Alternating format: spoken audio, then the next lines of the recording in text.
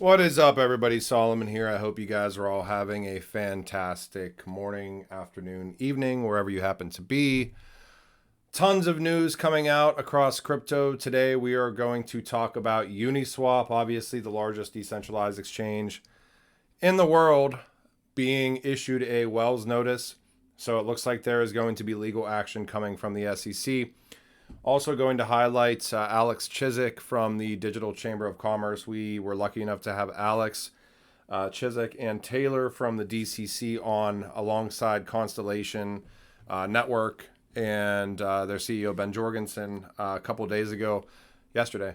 And Alex just puts out a very, very kind of powerful statement about how important it is to actually support our, individuals running for office that are advocates of digital assets and crypto, because at the end of the day, we have talent moving offshore. We have innovation moving out of the country, out of the nation. And it's just really scary. I mean, where, the state of technological kind of competition is going from the United States standpoint if we do not act and if we don't act soon, looking at where kind of China's at with digital assets and kind of the digital identity plays that kind of tie into it as well.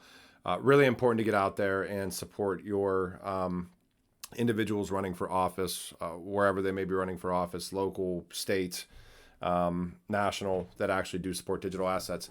That being said, I'm going to hop right in. Nothing is financial advice within this video. Obviously, if you do like it, I just started doing these again more consistently. I do appreciate likes and subscribes. It obviously helps to kind of grow this channel back, especially since I took such a long break. Big news coming out of a couple of ecosystems today. First and foremost, Constellation unveiling their Industry 4.0 vision. Obviously, do your own research on anything Constellation. I will say, for transparency's sake, Genfinity has a media partnership with Constellation, as well as Aleph Zero, who also had a big piece of news coming out today. But this is a pretty strong vision piece. If you read through it, Ben Jorgensen putting out kind of a future vision for the network. If you're not aware, Constellation obviously has initiatives with the Department of Defense, the Air Force, a lot of government aspects as well. But they recently launched metagraphs, and you can think of metagraphs. Easiest way to think of it is like look at, kind of a layer, I guess a layer 2 building on top of Ethereum's layer 1. But really a metagraph is basically like a layer 1, very customizable, with all the logic included, everything else. So they announced today, should probably be pretty similar to a lot of people from the XRP community, that they're going to be launching a DEX with a baked-in automated market maker by the end of the year, increased support for metagraph builders, and kind of a total future vision for real business on the blockchain. Really cool stuff. If you want to go and check that out, you can certainly go to Genfinity. I might run through that again here, right around here.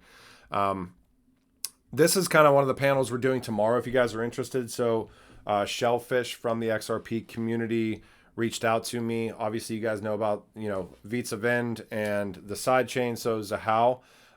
Shellfish, along with I think Dazzling, who's like a pretty big on Twitter in the XRP community, and like a handful of other individuals, are putting together the first Zahao NFT marketplace. So I'm excited to be interviewing these guys. We're doing a BitTensor, and I'm sure a lot of you guys have heard of BitTensor. We've done a couple of panels with Arash from BitTensor before, but we're bringing Keith Singery on. He's a BitTensor guru on Twitter and does podcasts and stuff. So he also, I think, talks about DAG and Constellation. But diving into Tau. And then Aleph Zero just announced an AI project, which we will have on, which is C3.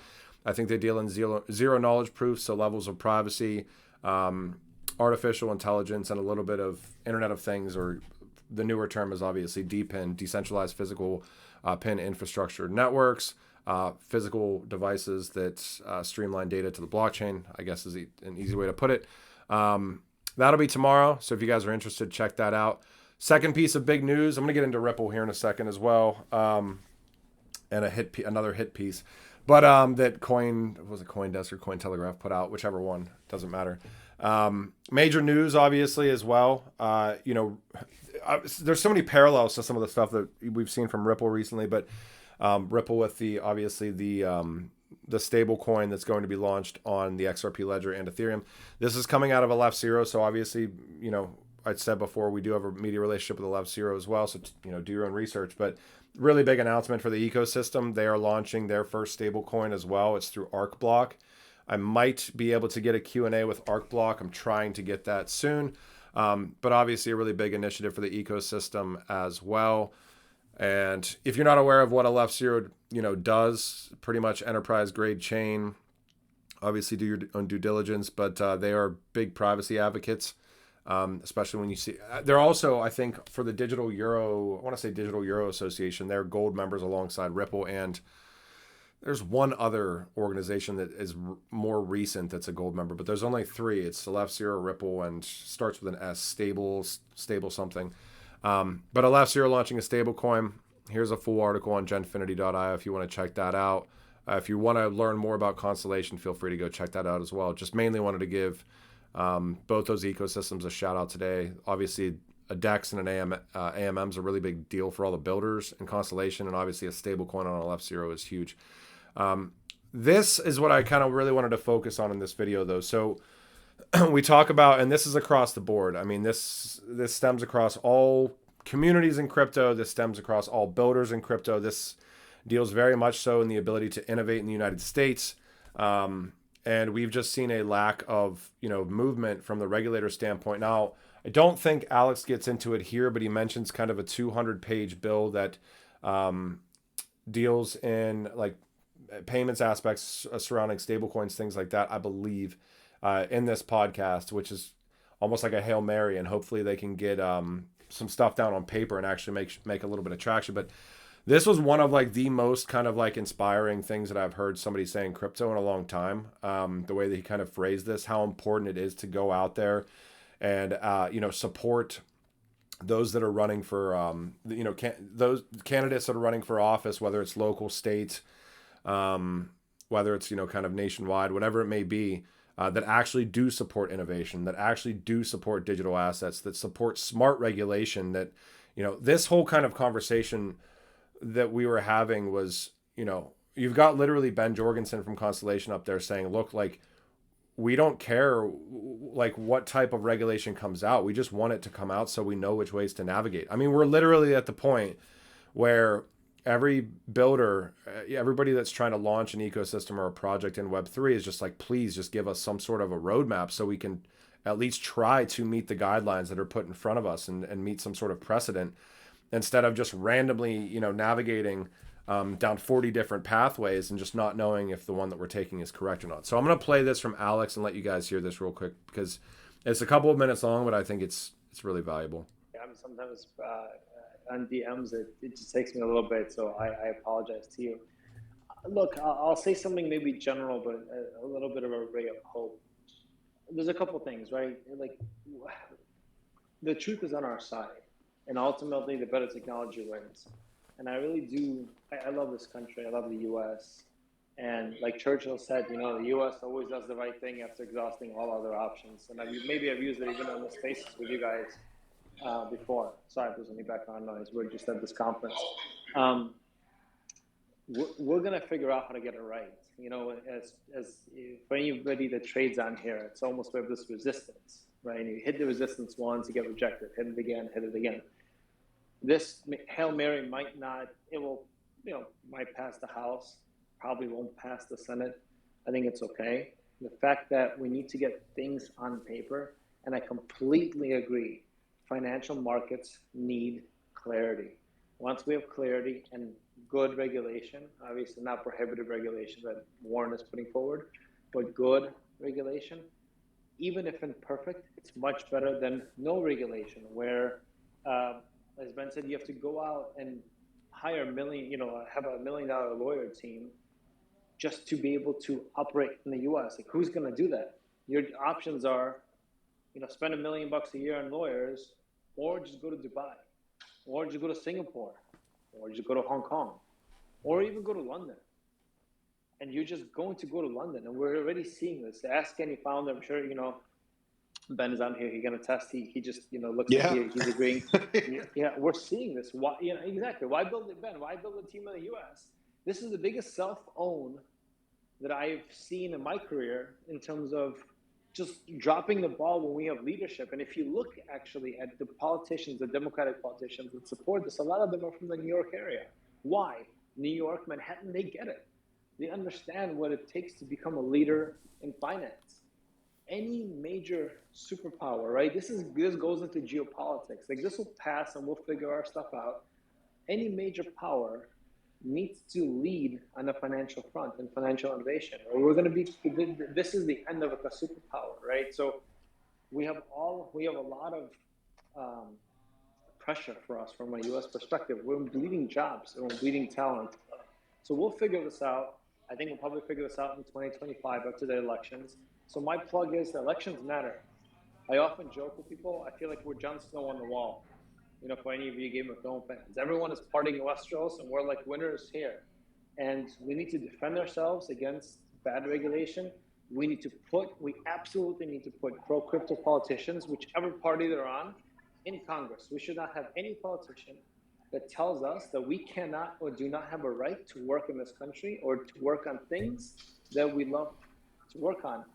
Furthermore, and incidentally, these things that we're working on actually benefit humanity in a major way. We're not selling cigarettes here, with all due respect to Marlboro and all the cigarette manufacturers. We're trying to better people's lives. We're trying to create more transparency. We're trying to create more financial freedom. We're trying to give freedom and liberty to humans all over the world. And how dare does the government come in, like Warren, and use tragedies like the Hamas incident in Israel as a talking point, frankly, to raise money for her own campaign. So my plug is, you don't want to get involved with us. You want to get involved with us, fantastic. You want to go to some other trade organization, fantastic. Vote and contribute money in this election. We've all made it, for people who have been in the space for a while. I think we've been very fortunate. There's a bull run coming now. This is the time. There is no other time. The time is now. The fight is now. We need to put pro-crypto politicians in Congress. Full stop. Yeah, I mean, I thought it was, at the end of the day, I think the point of that obviously is we need people in office that are, fighting for our ability to make financial decisions for ourselves.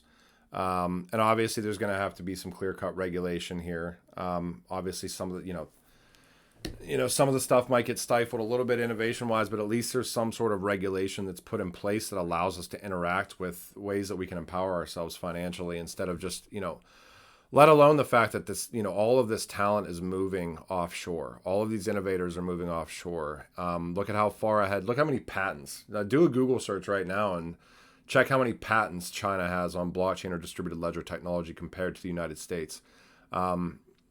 It's just crazy. So anyways, I thought that was pretty valuable. There is a full article on the Digital Chamber of Commerce aspects as well. You can go check that out on Genfinity's site. Kind of really dives deep into, centralized systems are too expensive and not fast enough to process, validate, and manage the volumes of data required for making quick decisions in the field without significant security risks. Yeah, there was a lot in here. Here's Digital Chamber's website as well. Real quick here before I kind of hop, Ripple owned, this is another hit piece from, I don't know if CoinDesk wrote the first one or not, but Ripple owned Metaco sees most of their executives and marketing teams departing. Okay. I guess this was newsworthy today, but 5 executives and marketing team members following the recent departure of the CEO and chief product officer.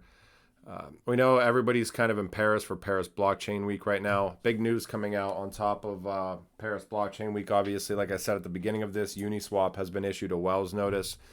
This is Adam Cochran.eth. Unbelievable. Uniswap is 6 years old. For 6 years, the Securities and Exchange Commission has failed to provide any guidance on the space and now sends them a Wells notice. Let's be really clear on something here.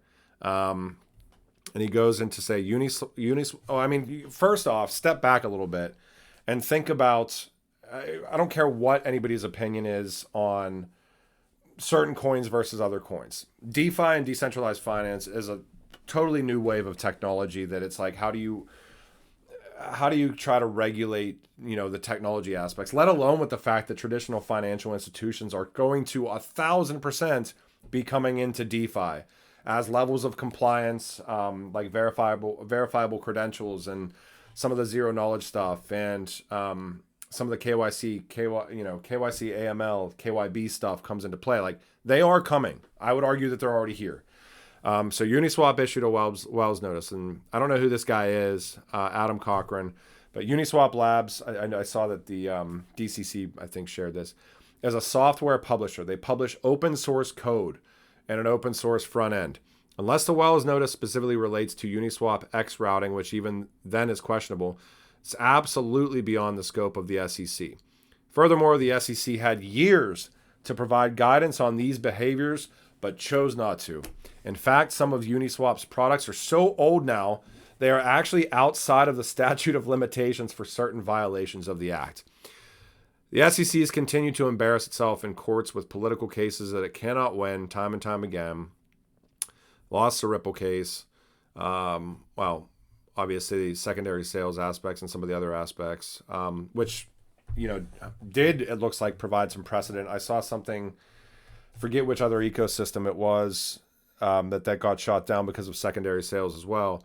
More importantly, if they take the fault with the code itself, they'll open themselves up to an entirely new landscape because your right to publish code is protected free speech. Number one, you can publish code. Number two, you as an individual can trade spot commodities with anyone you want. There's nothing illegal about providing an informative interface about spot commodity prices or formatting numbers for a transaction. Number four, Uniswap is not listed or is not responsible for listing or promoting tokens because it is a permissionless market. Above all else, the SEC has failed in court to prove that these assets are not spot commodities with any clear application of the law. Nothing more than another flagrant personal attack on the space by someone who doesn't understand the technology.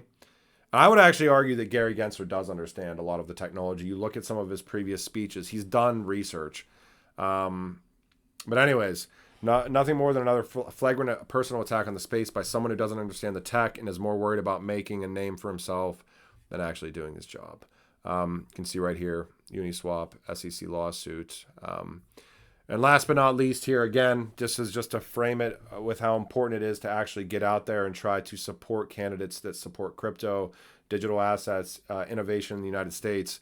And the old guard, the old powers that be that are sitting in these bureaucratic positions of power on top of these, Senate banking panels or congressional panels, whatever it may be.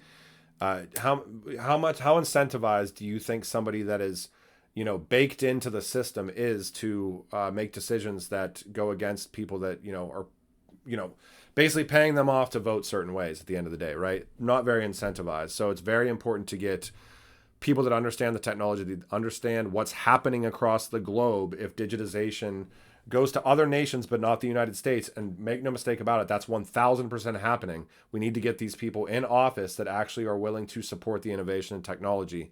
But this is from Eleanor Tourette, new Senator Warren, focused on validators or node operators not being subject to the same anti-money laundering laws as banks.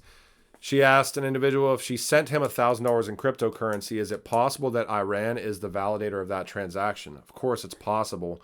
Warren responded, so Iran, which is subject to all kinds of sanctions and making millions of dollars validating transactions, all because we don't have the tools to stop them. The individual again said, yes, this is Wally Adeyemo. He's Deputy Treasury Secretary at the CFPB. Deputy Treasury Secretary, first Chief of Staff at the CFPB. So Iran, blah, blah, blah.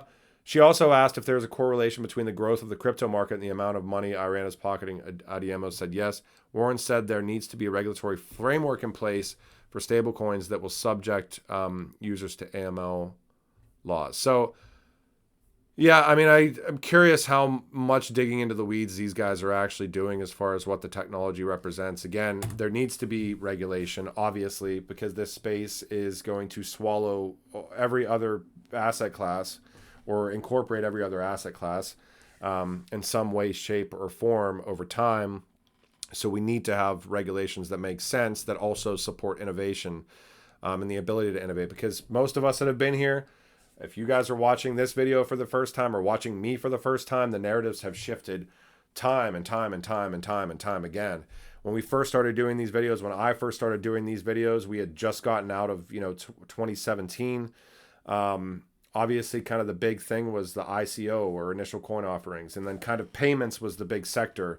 Then we saw DeFi come in. Then we saw like the NFT stuff, and then DeFi again, and then the metaverse stuff. And here we are in 2024. What did we see in 2023? We saw real world asset, verbiage start to pick back up. We saw AI stuff start to pick back up. DeFi is still here. NFTs, even though a lot of ecosystems have taken a huge hit, and maybe it's not just forever going to be the profile picture NFTs, they're still here.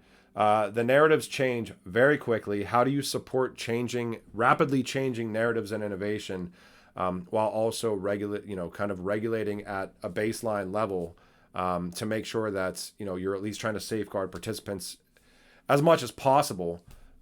It's a tricky scenario, I get it, but at the end of the day, something's better than nothing, and right now there is just nothing. So get out there and support people that are supporting us, that are supporting this technology, that are supporting what we believe in, that are supporting our freedoms to make our own financial decisions. Because if we don't support them, they're going to get people in office who are already there right now that are going to make our decisions for us. And I, for one, am tired of people having decisions made for me. So I will talk to you when I talk to you guys. Thank you. Bye.